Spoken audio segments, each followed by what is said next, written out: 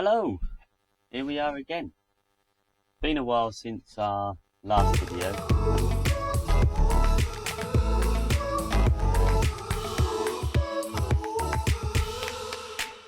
Happy caravanning, thank you for watching. We were going to try and go away last weekend as well as go to the caravan show, use it as a nice excuse to do both, but unfortunately, due to the severe weather, we were flooded in. I say flooded in. Initially, we were both flooded out. We couldn't get into the village that we live.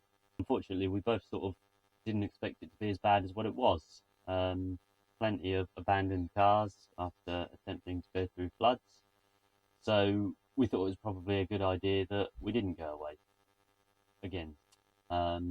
So we are away this weekend. We are Breydon Waters in Burgh Castle, I think it is.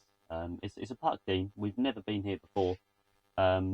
It's funny actually because the location that Breydon Water is, there's about 10 other campsites. I'm going to have a wander down to the river in a little while. There's a walk from the campsite to the river. As far as the campsite goes, I mean, we'll have a wander round. It's not an awful lot different to any of the other parkdeans, really. I mean, it's got the clubhouse for the children. They love that. I mean, the reason we've come here this weekend is because of they've got a Halloween weekend on for children. I've just been to reception to ask for a late checkout, and apparently they don't do a late checkout here. You have to pay for an extra night.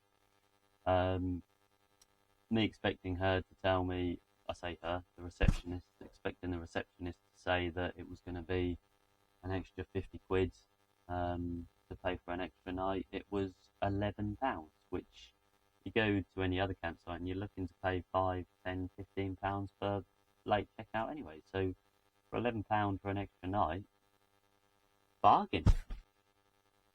Now the other three have nipped out this morning, and I've been given the task of getting dinner ready for tonight.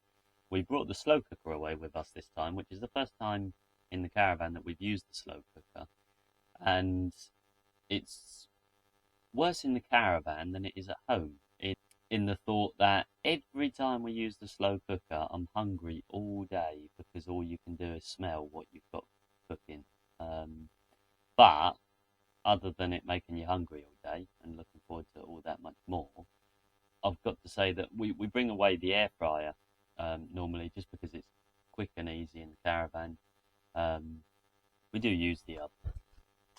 I thought I'd go for a little wander to find the river. Have a nice leisurely walk along the river. I'm not sure how I'm going to find the way back to the caravan because I'm going to admit I am completely lost. But then I was thinking about why do we enjoy caravanning? I mean, I can only speak for us, but it's the tranquility. I mean, we are staying on a very commercialised site, being Parkdean, that's obviously going to be more busy than what a CL site is. But the only two types of sites that we ordinarily stay on are either a Parkdean, because we find that a similar site, i.e. Haven, they don't tend to have touring anymore. It's all statics, and it's either that or a CL, not necessarily a CL, but an independent site. We last year at hold on, if I can get through the gate.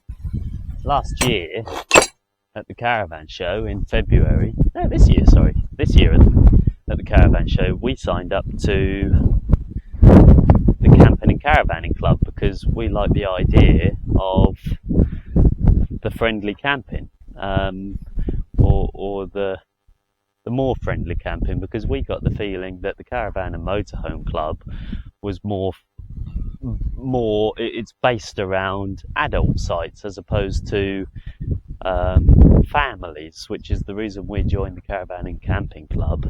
But we haven't really used any of their main sites yet.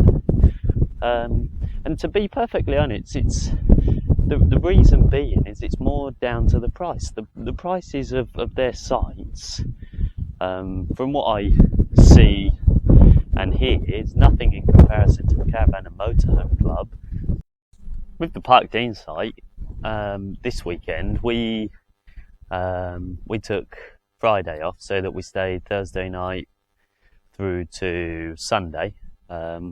Although, like I said, I've just booked for Sunday night as well, just so we can check out later. We won't be staying Sunday night just because of work in the morning. But I think it cost us 70 quid. So it's a lot cheaper, or I found it's a lot cheaper than the majority of camping and caravan club sites. The only downside to a Parkdean for us is because it is commercialised, it ends up costing you an absolute fortune when you go to the amusements that are there, or the arcades that are there, the bar. Not that two children drink alcohol, but even in soft drinks, and it's the toys and the teddies and things like that. But having said that, you don't have to spend that much money. I mean, we've said before that with a Parkdean site, you get the swimming, there's mini golf, all things like that. So we find that it's for the cost of, even if you were just to do swimming, you get the swimming as part of your pitch fees. So for children, if it was 50 quid for a weekend, it's not too expensive if you use the site facilities. So I found Berg Castle on my travels, by accident, to be honest. I've got to say that it wasn't very well signposted from the campsite, but it is literally 5 minutes from where we're staying.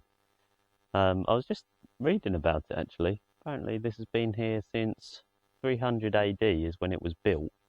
And they suspect that it was abandoned not long after. I say not long after, 100 years later. They suspect it was abandoned. When I saw this from the field, I thought it was hay bales, but this is part of the Romans' sea defence, I suppose. I'm not sure what you can see from the other side. I'm just climbing up. Three of the four walls have survived the erosion,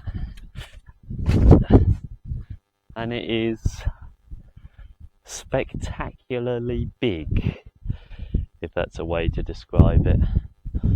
I'll see if I can pan across to show you, but it's huge, and it is amazing that the majority of it is still standing. Like I say, only 3 of the 4 walls are still here.